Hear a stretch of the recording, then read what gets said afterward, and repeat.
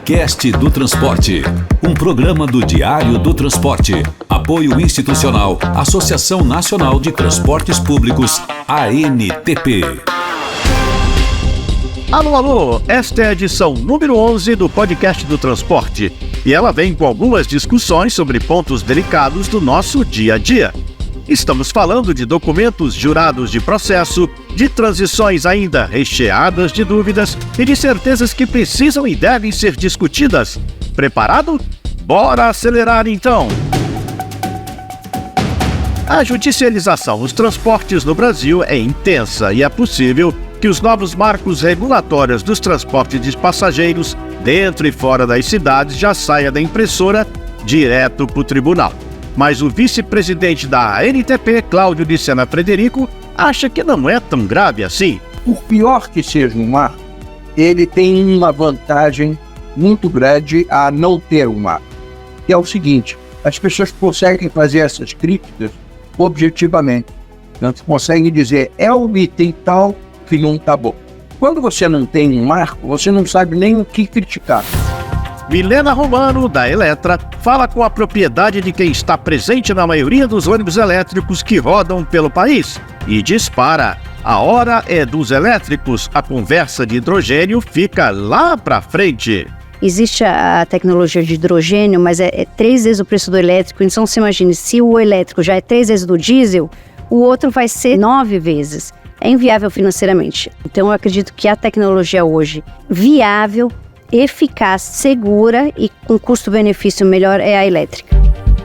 Romano Garcia, da Go Systems, avisa: todo mundo que participa da cadeia do transporte deve se mexer, senão o passageiro não volta. Mas ele é otimista. Sem que algum esforço seja envidado, não só pelas empresas de tecnologia, mas por todos os stakeholders aí da cadeia, operadores, órgãos gestores, nós não vamos observar um aumento na demanda tão cedo, né? A boa notícia é que muitas iniciativas nesse sentido vêm sendo empreendidas aí por todos os participantes da cadeia.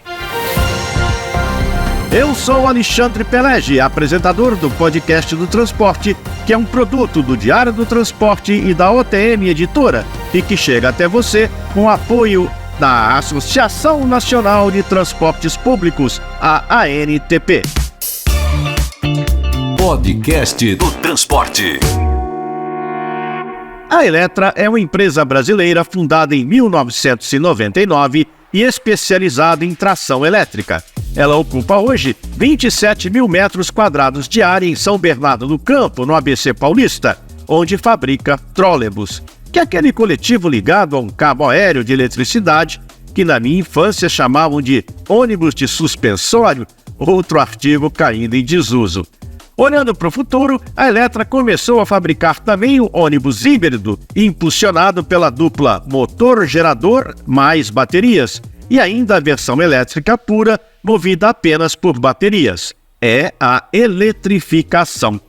Milena Romano, presidente dessa powerhouse, falou com o Podcast do Transporte, e a nossa primeira pergunta para ela foi sobre os riscos dessa transição do diesel para a eletricidade. Afinal de contas, o mercado tem no histórico um retumbante fracasso que foi a tentativa da implantação do gás. Já aconteceu isso no gás, foi um arrependimento enorme de todo mundo que investiu nisso, porque não deu certo. Então eu acho que já foi aprendido no mercado, tanto que eu acho que isso até ele retardou a introdução do elétrico, porque por ser uma tecnologia nova, muitos operadores tinham uma experiência com gás, que foi terrível, porque foi mal planejado, mal dimensionado, e isso não vai acontecer com o elétrico, porque nós temos experiência de sobra e sabemos da importância de todas as etapas da implantação para fazer isso dar certo. Nós temos o elétrico como consolidado, nós temos ônibus na China desde 2013, rodando há 6, 7 anos, e aqui em São Paulo nós temos a ônibus há 22 anos rodando elétrico. E puramente elétrico há 8 anos, mais do que na China. O primeiro ônibus articulado do mundo foi feito por nós, pela Eletra. E está rodando até hoje em operação com motor original, bateria original, carroceria, chassi, tudo original. Então já está mais do que comprovado.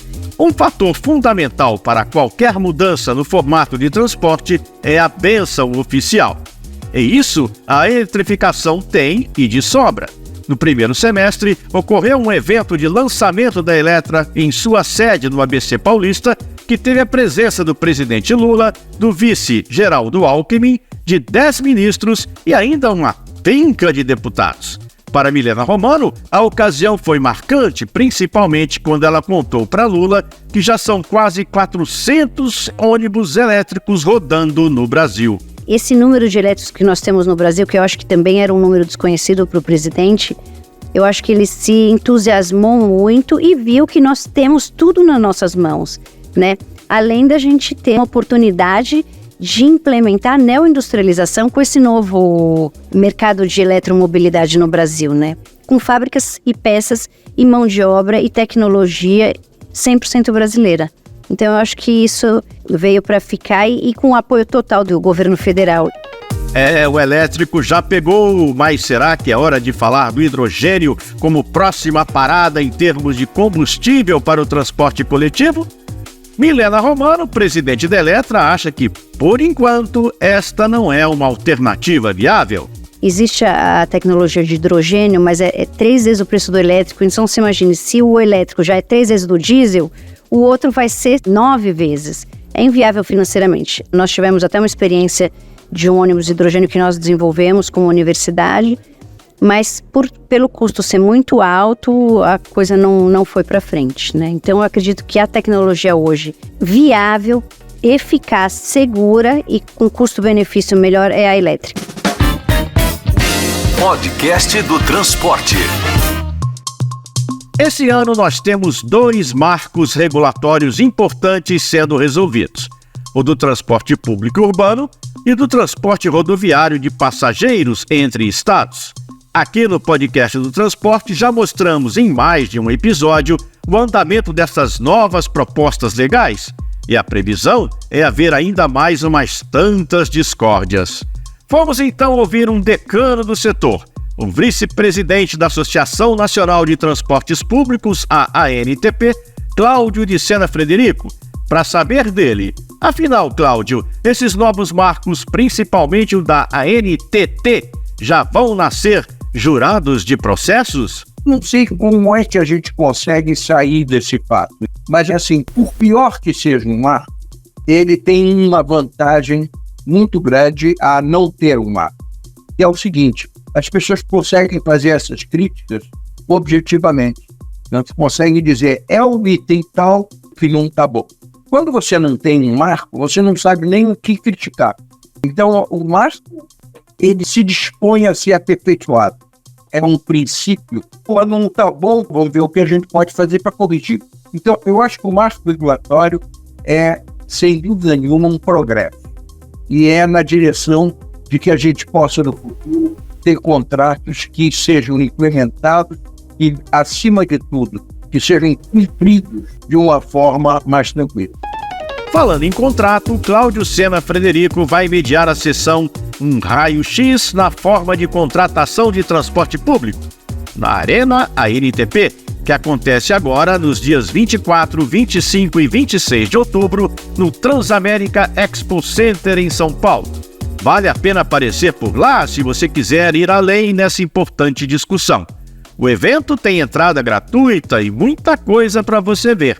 Saiba mais em arenaantp.com.br. Merchan feito, voltamos para o Cláudio Frederico. É só acompanhar os noticiários para saber que tem sempre um desses contratos virando encrenca judicial. Daí que nós perguntamos para o vice-presidente da ANTP: por que contrato entre concessionários e municípios é um negócio tão complicado aqui no Brasil? Realmente é muito complicado, é em qualquer lugar muito complicado, mas eu acho que o Brasil está conseguindo despontar, assim, está conseguindo humilhar os outros, tornar a coisa mais complicada ainda. A coisa começa assim, no mau projeto, é mal organizado, é mal estruturado, é mal documentado, as variáveis utilizadas não são realistas. São ou para fazer com que o dinheiro dê, mas no papel, e depois você já sabe que não vai dar, a coisa começa nessa origem, já o projeto é ruim. Em segundo lugar, eu acho que ele tropeça no institucional. Quer dizer, as nossas instituições, que depois vão implementar a escolha e a contratação, não são fortes, não são boas. Falta formação, falta um certo grau de experiência, uma objetividade também. Quando passa o contrato, a regulação dele novamente vem, além dos erros do projeto, além dos erros da ideia, da construção, ainda implementa outras falhas. E finalmente vem o populismo. Quando as coisas estouram, quando o contrato é implementado, operado e começa o lado realmente operacional, e o público começa a não gostar, quer dizer, prova o povo e não gosta, aí as soluções começam a ser populistas. Ou vamos caçar as bruxas, enfim, é uma série de coisas. O contrato deveria ser uma aliança, deveria ser um casamento. E, no entanto, ele vira uma aventura. O quadro descrito pelo vice-presidente da NTP deixa a gente até resignado, pensando que não há outra saída a não ser mesmo assistir de novo e de novo aos duelos jurídicos. Mas será que não existe alguma fórmula internacional de contrato, um modelo consagrado que a gente possa utilizar aqui no Brasil? Fizemos certamente essa pergunta para o Cláudio Sena Frederico. Curiosamente, não existe, e todos eles também têm seu problema. Ou seja, as fórmulas internacionais são de acordo com uma determinada cultura. Dá para você se inspirar ou pescar uma ou outra coisa, mas você tem que levar em consideração a cultura local. Eu vou dar um exemplo. Uma das dificuldades dos nossos contratos é que eles são rígidos, ou seja, se a concepção foi errada, você tem que cumpri-lo rigidamente, mesmo que as consequências sejam piores possíveis. Muito bem. Durante o período de licitação, em muitos lugares do mundo, você modifica o contrato. Daí você descobre que as pessoas estão fazendo propostas críticas e você reúne e modifica o contrato, negocia. Em certos locais, você faz até leilão.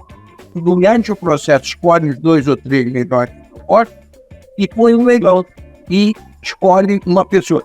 Você já imaginou isso aqui no Brasil? No dia seguinte, a pessoa que fizesse isso estaria com uma bola de ferro amarrada no pé, sendo encaminhada para ser jogada no mar. Então, o Banco Mundial usa muito e recomenda esse contrato negociado. Esse contrato negociado é inviável pela legislação brasileira. De certo modo, nós já passamos a acreditar que o contrato dos 10 mandamentos de Moisés, aquele contrato, é esse o contrato que funciona. E ele não funciona. Porque, inclusive, ele pode até chegar ao fim, mas no período de anos de utilização desse contrato, o mundo muda e você não consegue mexer no que foi contratado. Então, o problema é esse. Cláudio de Sena Frederico destaca ainda um outro aspecto da relação contratual entre as empresas privadas de transporte e o poder público: a falta de equilíbrio entre os direitos e deveres das duas partes. Nós contratamos serviços de transporte em obrigações do operador e quase nenhuma obrigação do poder público. No entanto, o transporte público, principalmente aquele que opera nas ruas, depende das ruas. E as ruas, o operador não comanda. Quem comanda é a cidade. Então a cidade contrata alguém para fazer uma coisa que boa parte da qualidade vai depender do que a prefeitura fizer na cidade, mas não está incluído no contrato. Por exemplo, disciplina de trânsito. Quem impõe a disciplina de trânsito é a prefeitura. O ônibus anda nessa rua e sofre as consequências desses fatos. Os estacionamentos irregulares, a ocupação de espaços que ele deveria passar, a violência, esse esquema de queimar ônibus, que tal? Como é que o cara que tem ônibus vai evitar que queimem o ônibus? Em Londres, por exemplo, é um dos lugares onde as pessoas mais estudaram e modificaram a forma de contratação. O operador tem a obrigação de passar dentro de uma certa regularidade pelos pontos de ônibus. Se ele não faz isso, mas o trânsito não está dentro do previsto no contrato, ele não é penalizado por isso. Consequentemente, a cidade corre atrás para da próxima vez a rua está em melhor condições. Se alguém abre um buraco na rua, você desobriga o operador e a cidade tem que correr atrás do buraco na rua. Então, ou seja, se você bota 2 pessoas numa gangorra de pesos equivalentes, a gangorra funciona melhor, né? Tá aí um outro aspecto importante de debater, de questionar, de pensar e repensar. E é exatamente isso que a Arena NTP faz. A cada 2 anos, o evento reúne de uma maneira muito ampla todo mundo que está interessado ou que está ligado ao universo da mobilidade no Brasil. Porque é ouvindo pontos de vistas diferentes e enxergando as várias facetas de um tema tão complexo que a gente pode propor e concretizar novos caminhos. Fica então aqui o convite. A Arena NTP vai ocupar o Transamérica Expo Center na cidade de São Paulo nos dias 24, 25 e 26 deste mês. Tá chegando! E você pode conferir a programação toda e ainda se registrar para ter seu ingresso gratuito visitando o site do evento www.arenaantp.com.br. Aliás, a turma toda do podcast do transporte vai estar lá. E de repente a gente tem até a chance de bater um papo bom, hein? Podcast do Transporte.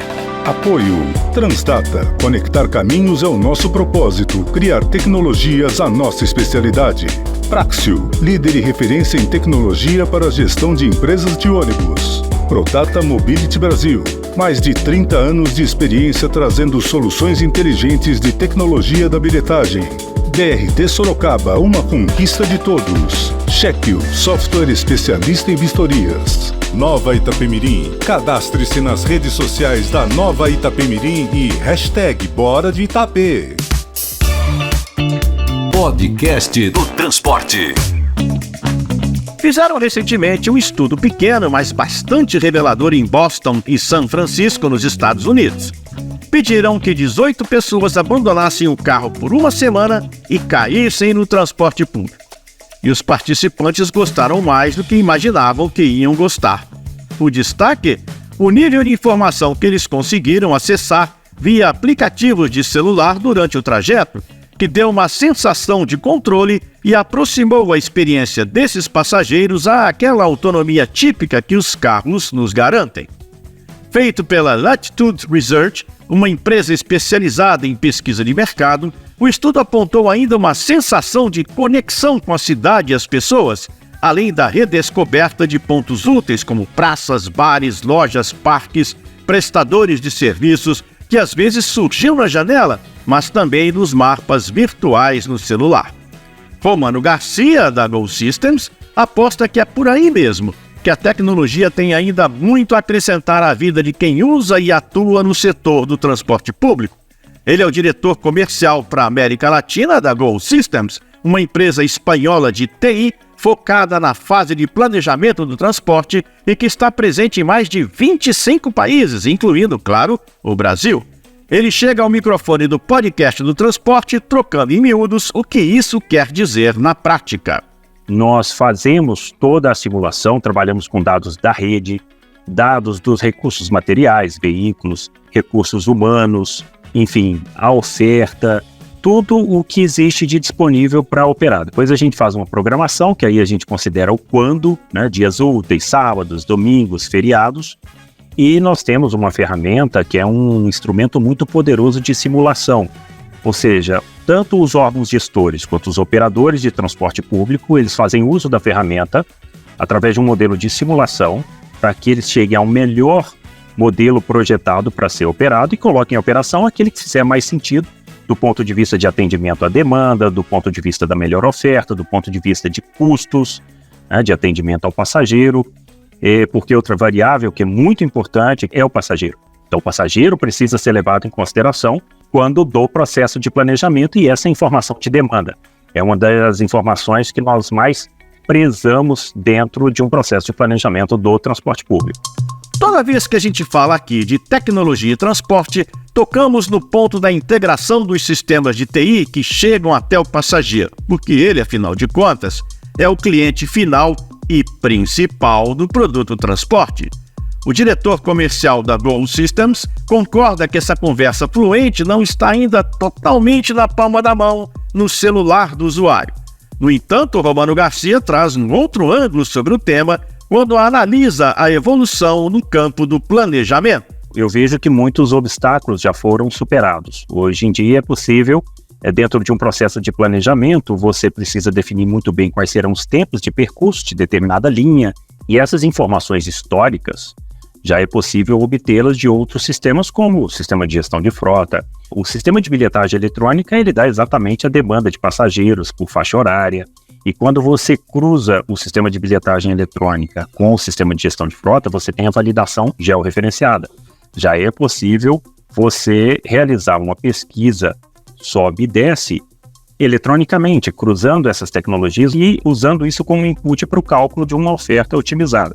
Então é um exemplo muito claro de como os universos do planejamento e da operação já conversam, né? Nós temos hoje, por exemplo, barramentos que são uma espécie de tradutores de um sistema a outro, de uma ponta a outra, tanto para as integrações de entrada como para as de saída.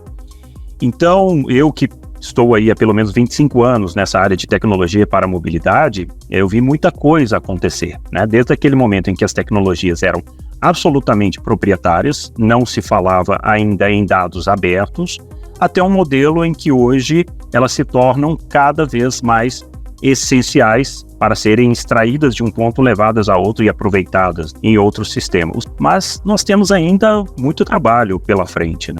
Estabelecer padrões mais genéricos que todas as empresas participantes aí dessa indústria, elas podem contribuir de alguma forma, se adaptando a esses padrões, e isso para o cliente é muito importante, né? Eu acho que é nesse sentido aí que a gente ainda precisa evoluir muito, todos os participantes da cadeia. Para o diretor comercial da Gol Systems, o incrível volume de dados gerados em todas as etapas do transporte público cresce todo dia e deve, muito em breve, ajudar a resolver o maior problema atual do setor: a queda constante desde 2013 do número de passageiros. Existe esse desafio também de como atrair o passageiro. Então, aspectos como confiabilidade do sistema, segurança, velocidade comercial, enfim, são aspectos que realmente atraem clientes. E por isso a informação precisa ser cada vez mais confiável. A partir do momento em que o passageiro faz uso de toda essa tecnologia, mas o transporte não cumpre com a parte dele, chega atrasado, a informação do realizado é totalmente distinta àquela do planejado, nada vai funcionar. É nesse sentido que a gente tem trabalhado muito, né? Aproximar os dois universos é gerar informação confiável para que o meio de transporte preferido de um passageiro do transporte público realmente possa ser o telefone celular dele, o smartphone dele.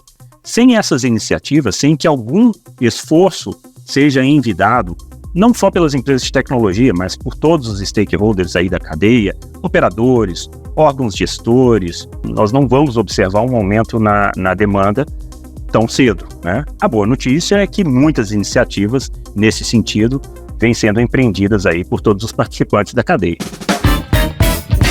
Podcast do Transporte. Então, para quem está nos ônibus urbanos indo de um lugar para o outro, quais são as novidades? Bom, a primeira é a chegada de vez dos ônibus elétricos. Quem já andou diz que são bem parecidos com os normais, a diesel, mas são bem silenciosos. Melhor, são mais caros, mas parece que as prefeituras, governadores e o governo federal vão colocar a mão no bolso para que as tarifas não aumentem muito. Na torcida aqui. A Milena da Eletra garante que o Brasil tem tecnologia para fazer o tanto de ônibus elétricos que as prefeituras vão encomendar. Que bom! Significa transporte melhor, mais empregos, menos poluição. Mas na torcida ainda. E o tal ônibus a hidrogênio? Ainda não é hora. Principalmente porque para os leigos, como eu, não tem aquela segurança de entrar num transporte que tem o mesmo combustível de uma bomba. Vai levar algum tempo para a segurança ficar nos trinques e o preço baixar. Quanto tempo? Eu aproveitei meu tempo livre para dar uma fuçada na internet e achei um relatório de uma agência de inteligência de mercado americana, a Information Trends. Eles preveem que em apenas 7 anos o custo do ônibus movido a hidrogênio vai se igualar ao custo do ônibus com baterias elétricas. Se eles estiverem certos, aí vai ter outra mudança geral. Enquanto o ônibus não está lotado, vou esperar sentada. E esse foi mais um episódio do Podcast do Transporte, um produto do Diário do Transporte e da OTM Editora, que eu, Alexandre Pelegi, tenho o prazer de apresentar. Em meu nome e em nome de Adam Bazzani, editor-chefe do Diário do Transporte, e de Marcelo Fontana, da OTM Editora, eu agradeço sua companhia e, claro, seu interesse. A produção do Podcast do Transporte é da Toda Onda, com direção de Luiz Henrique Romagnoli, textos de Fátima Mesquita, edição de áudio de Lala Moreira e produção do trio Letícia Patu, Mari Camargo e Marcela Senise, além do apoio em Brasília de Patrícia Coimbra e da locução de Meg Vicente.